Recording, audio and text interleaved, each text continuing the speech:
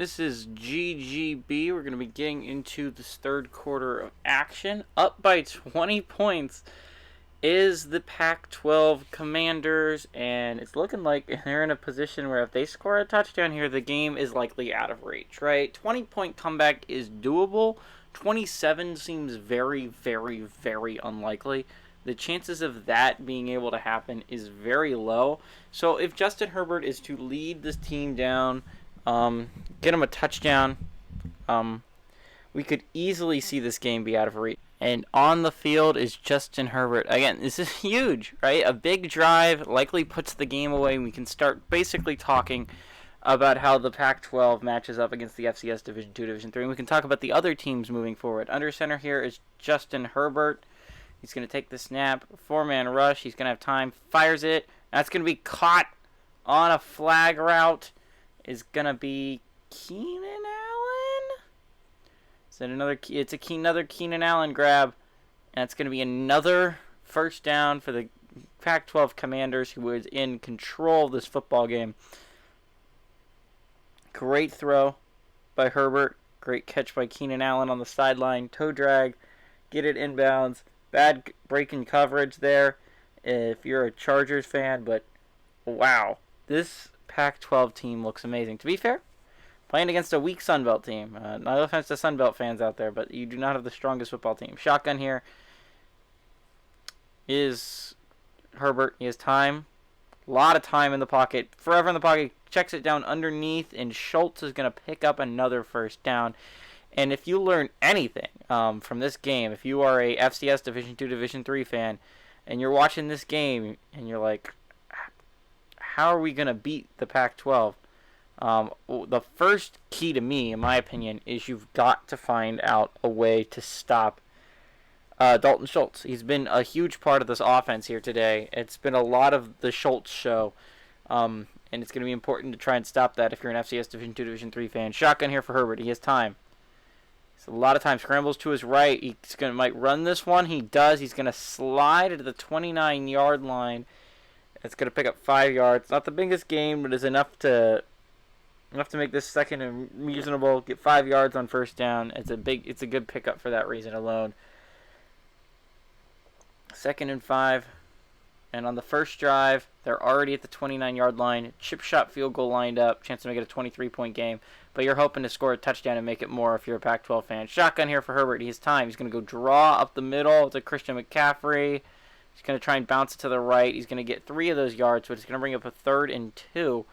So interesting decision here. If you are a Pac-12 fan, what do? Do you just get the ball to Christian McCaffrey and let him do his thing? Or do you try and do something else? And try and find a way to get the ball to Dalton Schultz here, maybe. Under center is Justin Herbert.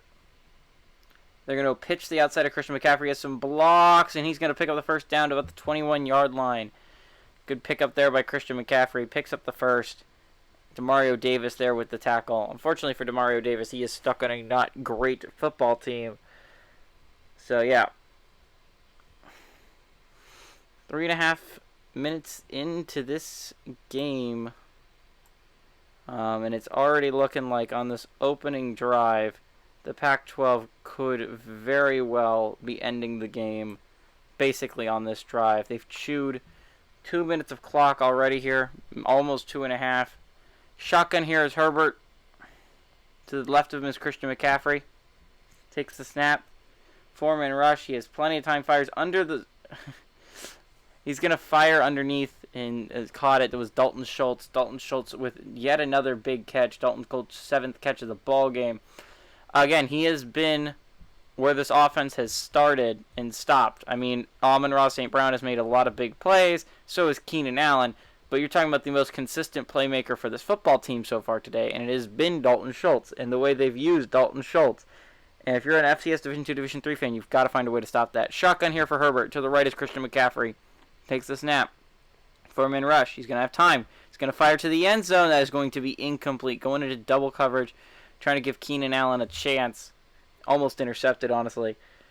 2nd and goal at the 7-yard line. I feel like I give it to Christian McCaffrey here. Maybe he can get me a touchdown, or can he at least get me in third and short at the goal line. They're going to bring 2 tight ends set. Under center is Justin Herbert.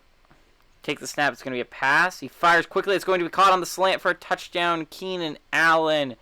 And he's going to give his team a 27-point lead. And so let's start talking about how this team matches up against FCS Division II, Division III, right? They have a great quarterback in Justin Herbert. Phenomenal, right? Great quarterback, good receiving core in Keenan Allen, Amon-Ra St. Brown, Dalton Schultz. What's going to be really interesting, FCS Division II, Division III has a very deep corner room, has a good safety room. It's going to be this is the deepest FCS Division II, Division III team I've seen in a long time. Kick for Nick Folk is out there. But this is a good FCS Division II, Division III. I mean, this is the game that, in my opinion, you circle. If you're looking forward to divisional round games, this is by far the most exciting matchup.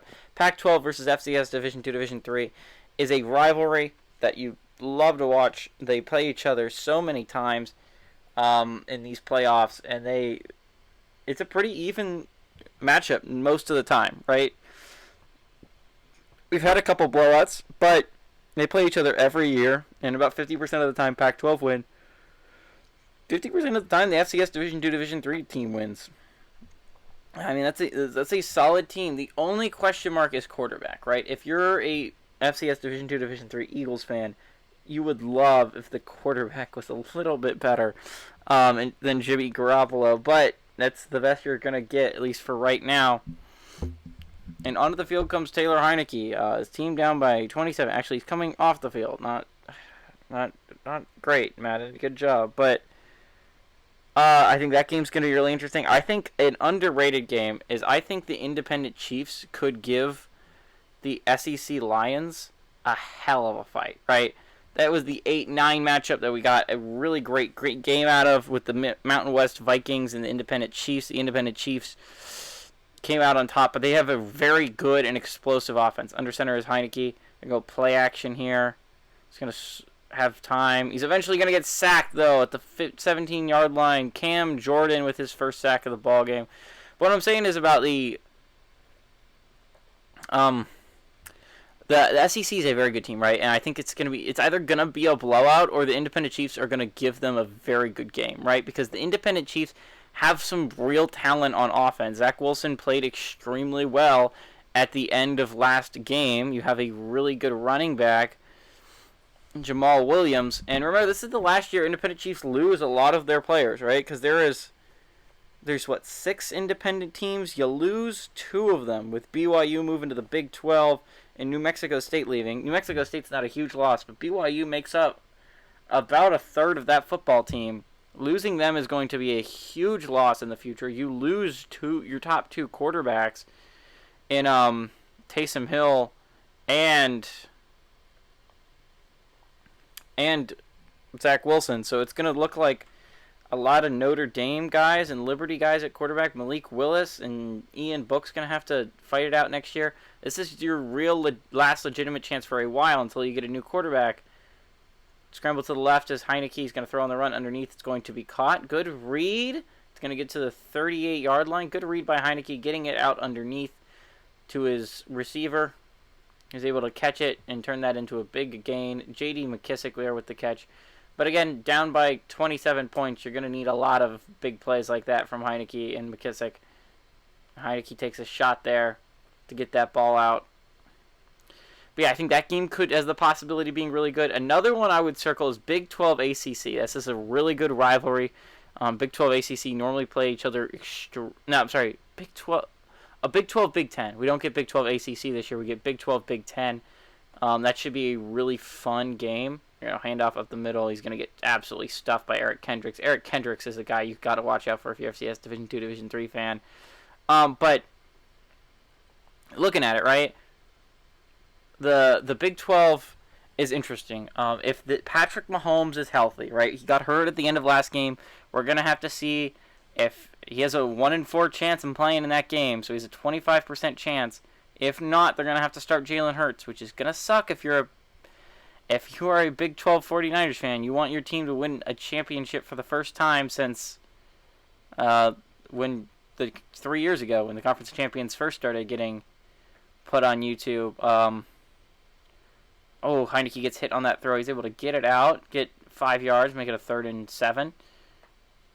Catch there by Zach Pascal for his first catch of the ballgame. But, yeah, right? I mean, the Big 12 is a team that has championship aspirations every year. Not because they're a great team, but because you have the greatest quarterback in football in Patrick Mahomes.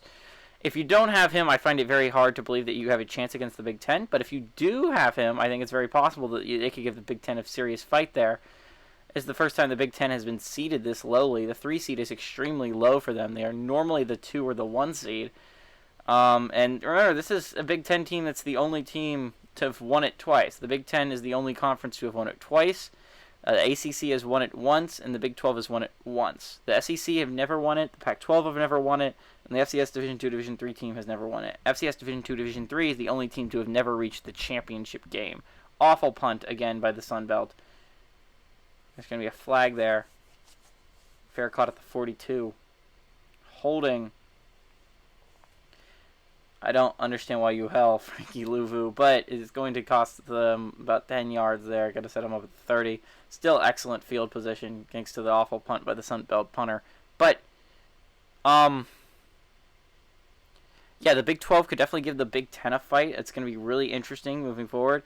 And then an underrated one is ACC-AAC. AAC is a team that hadn't for the longest time. The first 2 years, they were in a rough spot, right? The AAC had never won a playoff game. This is including play-in games where they would lose badly, right? Like they would lose to the MAC or they would lose to someone else, and then they drew the Mountain West. And they drew the Mountain West 3 years in a row, I believe. 3 years in a row of the 4 years we've done the Conference of Champions, they drew the Mountain West.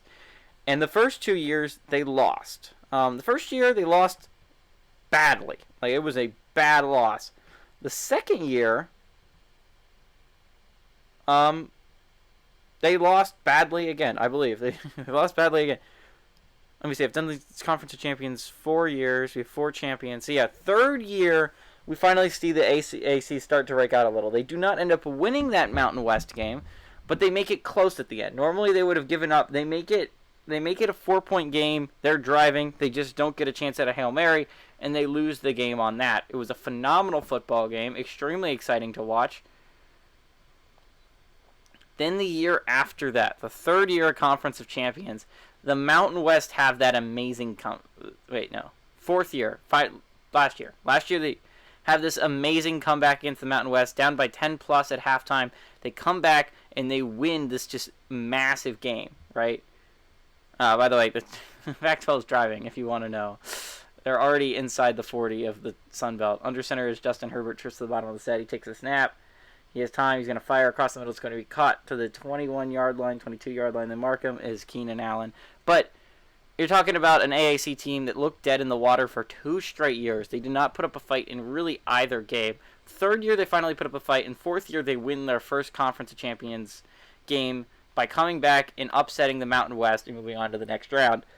They gave the team they faced there a fight, I believe, Big Ten or something like that.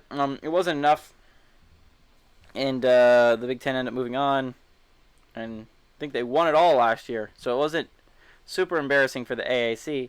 But wait, no, they played the SEC, right? Oh, I don't remember. I think it was the SEC. No, the Big Ten. No, SEC, I believe. But they lose that game. But this year, again, they're down by 14 in the first quarter. The first quarter could not have gone more poorly for them, right? They play not well at all. At the end of the half, they hold a 21-17 lead, go on a 21-3 run against the Conference USA Giants. And despite playing poorly at certain points in that game, Desmond Ridder made a lot of mistakes. The AAC shows some grit, and they win a big game. That was a big game against Conference USA, and they move on to the divisional round for the second straight year, and has become one of the more successful smaller conferences teams in the past couple of years. They've been the most consistently good. Play action here from Herbert. He's going to have hours back there in the pocket. He scrambles to his right. He throws on the run. It's going to be caught inside the 10 to the 7-yard line.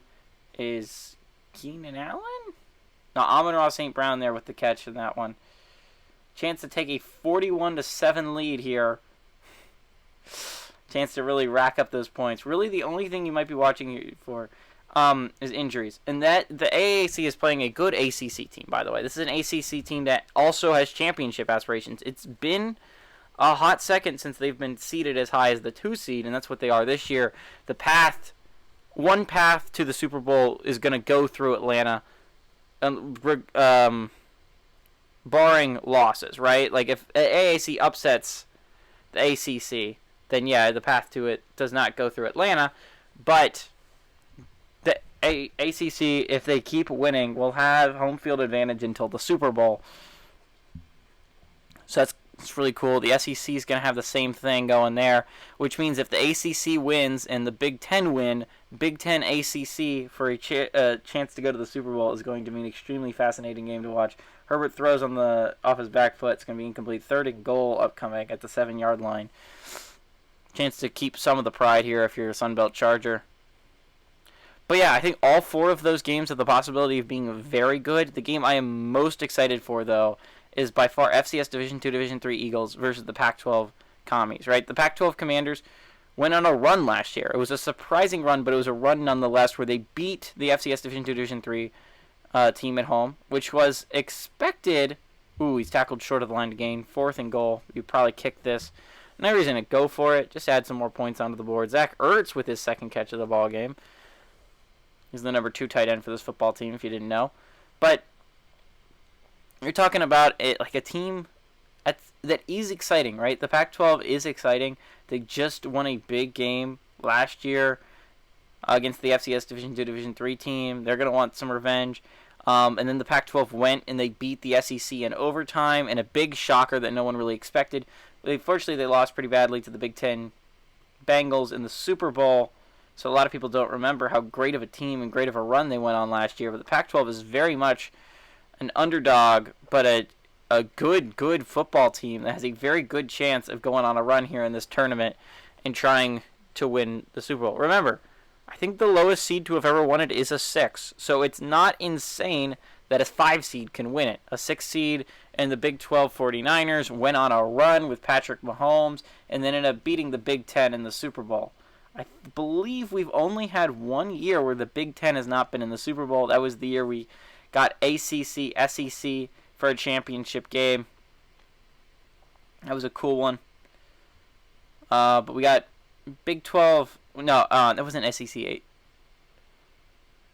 I think the ACC beat the Big 12 for their champion. No, Big 12 beat the ACC. So I guess we have had more than 1 year. First year, Big 10 beat Tom Brady in the Big 10, beat the Big 12 in a thriller game where Tom Brady throws a last-second touchdown to beat the Big 12 and get the first Conference of Champions championship. Second year, I believe, is the year we see Big 12 go on a run. Or maybe was that the year? I'm trying to remember. Last year, we see the Pac-12 go on a run, but the Big 10 end up winning their second championship game. I think the second year we have it.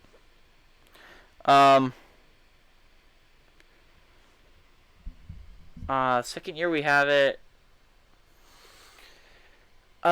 Shoot, I don't remember. 1 year ACC beats, I believe, the SEC for a championship. I remember the SEC was favored in that game. They were the higher seed. The SEC looked dominant heading into it. It looked like they were going to run through everyone and win a championship game.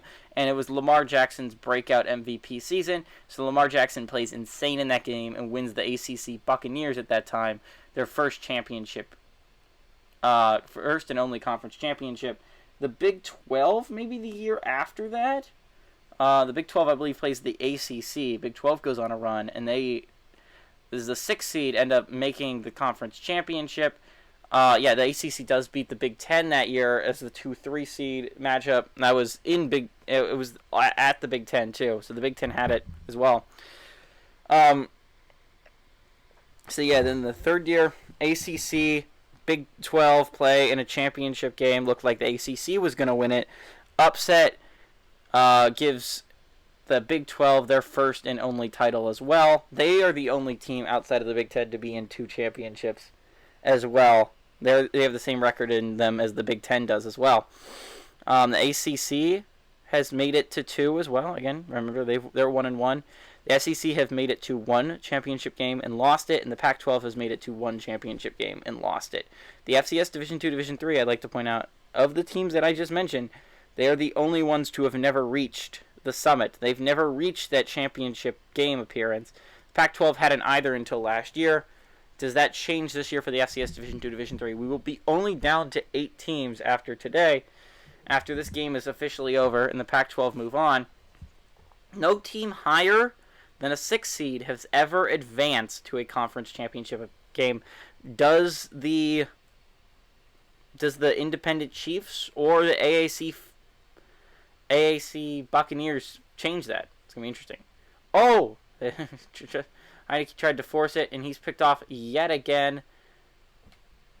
Buda Baker with his first interception of the day. Definitely not Heineke's first interception of the day. He tries to force it in there, and Buda Baker picks him off. But I think legitimately all 8 teams that are left have a chance to at least go to the conference championship round. I think the Independent Chiefs have a very good shot at upsetting the SEC Lions. I don't think it's insane. The Independent Chiefs have a very good offense and a very underrated defense. Again, their defense came up with 3 big fumbles in that Mountain West game that changed the outcome of that football game. Huge play by the Independent Chiefs defense. And not to mention, the Mountain West had the ball with a chance at a first down would end the game, and they held them to a long field goal attempt. They made it, but they gave the Independent Chiefs offense a chance to drive down the football field and get a touchdown and win that football game. Ooh, okay. Herbert's trying to match that with an interception of his own, trying to force that in there. And the AAC, I think their defense is very good. They have a lot of underrated pieces on the offensive side of the ball. I think there's a lot of good things to watch the AAC do, and I think they have a decent shot at upsetting the ACC and becoming the first team like that to make it to the next round. They are very lucky with no Richie Grant injury. Under center is Herbert. He's going to be blitzed. He has timing fires. It's going to be caught for the first down. To the 23-yard line, Justin Herbert, with 4 minutes left to go in this third quarter, has just been slinging the football, getting first down after first down, and is just embarrassing the Sunbelt Chargers right now. You think the Sunbelt put up a better fight last year with literally no one at quarterback. First and 10, 3 minutes and 50 seconds left. Chance to go up by 37 points if you are the Pac-12 Commies. Under center is Justin Herbert. He's going to take the snap. 4-man rush. He's going to have time. Fires across the middle. Is going to be caught for the first down to the 13-yard line. As you guessed it, Dalton Schultz with his 8th catch of the ball game. Absolutely killing them is Dalton Schultz here today. 3.5 minutes left to go at the 13-yard line. Can the Commies continue to rub it in and take a 44-7 lead? Under center is Justin Herbert. 3 tight end set. Christian McCaffrey lined up behind him. He takes the snap. They're going to pass. He fires it. It's going to be caught. Touchdown! Touchdown! Keenan Allen? Question mark? Keenan Allen. Yep, Keenan Allen with a touchdown. That's extra points going to make it 44-7. With 3 minutes left to go, man. Really just murdering these poor Sunbelt Chargers.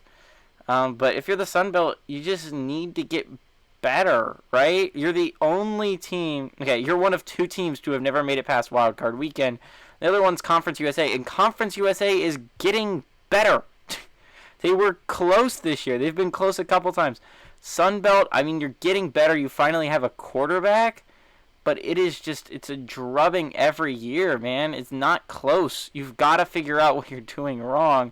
You've got to get better players out here onto this football team. Demario Davis is wasting his prime out here. Once Demario Davis leaves, this defense is going to become completely unwatchable. It's very hard to watch now, but Demario Davis is really your only good defensive player. Once you lose him, you're going to have really no one. There's not a lot on the offensive side of the ball, too. You've got to find receivers, and you've got to get tight ends. I mean, it's not awful. Gerald Everett's not a bad tight end by any stretch. You have good running backs in Elijah Mitchell and J.D. McKissick. Like, those are solid guys that I would want on my football team. But your quarterback, Taylor Heinicke, has no one to throw to in the receiving corps. I mean, Albert Wilson's your number one, dude. And I don't know if I've seen Albert Wilson take a snap for any team in, like, a long time. Jerick McKinnon back there to return. Name I haven't heard in a hot second. But can the Sunbelt Chargers put up more than 7 points in this game? Interesting. 3 minutes and 2 seconds left to go in this third quarter of action. We still have another quarter of action to go. More opportunities for the Pac-12 to rub it in. More opportunities to talk about what these teams are going to look like at the next round. Talk about the Patrick Mahomes injury a little bit more, how crucial that could be for that football team. Empty set here is just to Taylor Heinicke. He's going to go... I thought it was a screen because of how quickly the defensive tackle was able to rush in there, but no, it was just bad, awful blocking. Heinicke able to getting out at 3 yards out of that to Gerald Everett is an absolute miracle, if I'm going to be honest. 2nd and 7. Can the Sunbelt Chargers get a first down? Shotgun here. Taylor Heinicke running back to the right of him. 2 tight end set. He takes the snap. Fires quickly. Is going to be caught. First down to the 37-yard line. Good route. Good throw by Heinicke. Getting the ball to Albert Wilson. I was just talking some smack about him. But he makes a big-time catch to cut the lead to 37. 2 minutes left to go in this third quarter of action. We got one more quarter before we can move on to the divisional round. Under center is Taylor Heinicke. Going to bring a man in motion. They're going to hand off to him, and he's going to get smacked. Just absolutely smacked is Jalen Tolbert. Trying to get Jalen Tolbert involved here early. And it does not work. Minute 45 left to go in this third quarter of action. Shotgun here. Taylor Heinicke running back to the right of him. Takes the snap. 4-man rush. He's going to have time. He scrambles to his right. He still has some running room in front of him. He takes off to the 40-yard line of the opposition. He gets good run by Taylor Heinicke. They don't account for his legs. And it's going to pick up a Sunbelt Chargers first down. Let's go. Number 30 is very excited considering they are down by 37 with 16 and a half minutes left to go in this football game. Good run there by Taylor Heinicke.